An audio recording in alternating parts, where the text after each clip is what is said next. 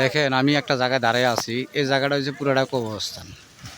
এই যে এটা পুরাটা কবরস্থান, এই জায়গায় দাঁড়া আছি। তা এই যে একটা কবর, এটা হলো আমার বাবার মাজার। এই জায়গায় আমার বাবাকে মাটি দিছিলাম।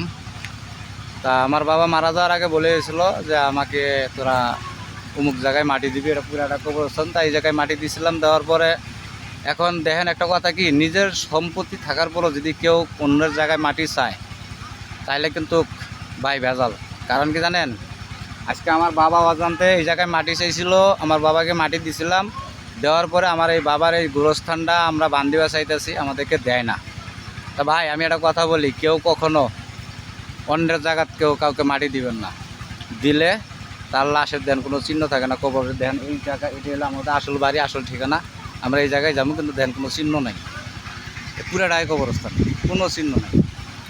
যাই হোক, কেউ কখনো কারো জায়গায় মাটি চাইবেন না, তাইলে তার কবরও এরকম হবে, কোনো চিহ্ন থাকবো না।